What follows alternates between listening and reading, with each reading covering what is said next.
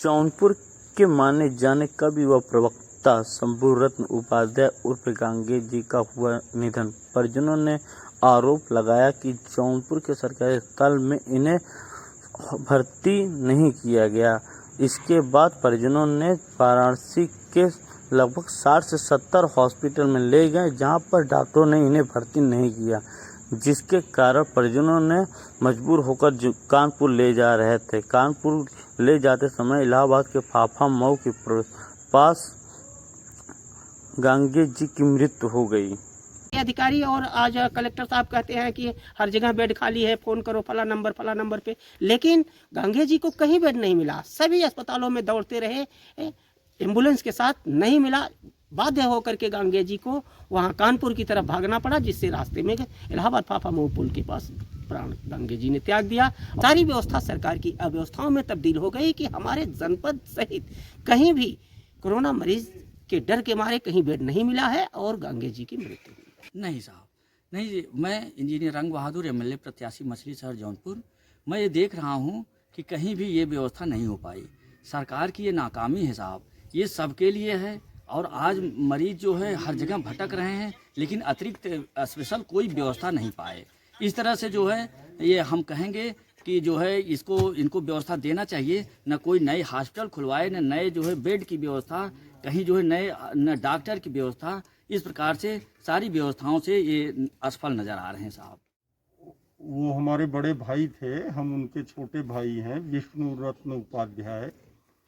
उनको थोड़ा सा फीवर आया, फीवर आने के बाद टाइफाइड निकला उनके फीवर में, और उनको जो है थोड़ा सा सीने में दिक्कत हुई। उसके बाद हम आए और उनको बनारस जौनपुर ले गए।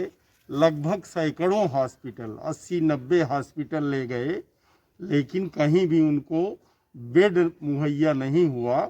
और डॉक्टर कहते थे कि ऑक्सीजन नहीं है और बेड खाली नहीं है। फिर मैं लौट के कानपुर लेके जाने लगा।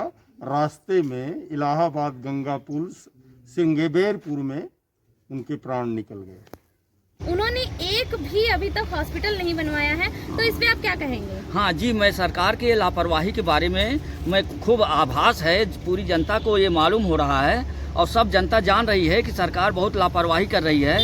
इस मामले में इतना बड़ा भयंकर जो है महामारी आई हुई है, लेकिन सरकार एकदम सोती हुई नज़र आ रही है। अपने चुनाव प्रचार में लगी हुई है, लेकिन बिल्कुल जो है गैर जिम्मेदाराना रवैया अपना रही है। इससे जो है जनता बहुत पीड़ित है। किसी प्रकार की कोई जो व्यवस्था चाहिए वो नहीं दे रही, न तो उसके बारे में चिंता जता रही है। सर, वो जो सिलेंडर है, जो ऑक्सीजन सिलेंडर उन लोगों को मिल रहा है, तो इस पे आप क्या कहना चाहेंगे? बहुत ही महंगा मिल रहा है, तो इस पे आप क्या कहेंगे? जी, हम इसके बारे में ये कहेंगे कि सरकार लगता है इसमें मिली भगत है, क्योंकि ये जो है महंगे दामों पे जो है बेचा जा रहा है। जो गैस आती है वो रोक ली जाती है रेट बढ़ाने के लिए। जब लोग मरने लगते हैं तो गैस जहां 200-400 की कीमत वाली गैस 70,000-80,000 तक में बिक रही है, वो भी जो है पा नहीं रहे हैं लोग। पाते हैं उस हालत में पाते हैं जिस समय वो जान बिल्कुल चली जाती है।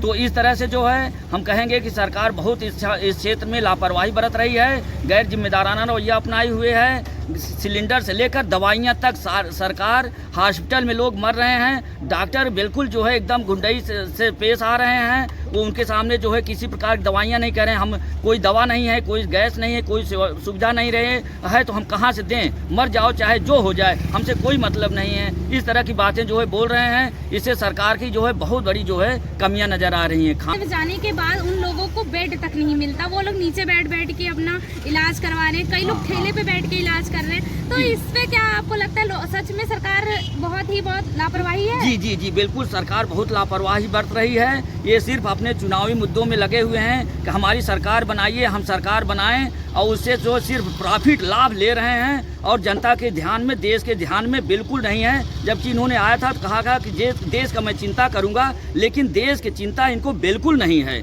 मैं स्पष्ट कर दे रहा हूं कि ये देश की चिंता नहीं, जनता की चिंता नहीं, इनको सिर्फ सरकार बनाओ। अब हम अपना फायदा लेकर के जो है अपना कहीं विदेशों में जाए, खुद ये जो है कहते थे कि काला धन लाएंगे, लेकिन इनकी जाँच कराई जाएगी। ये काला धन खुद ले जाकर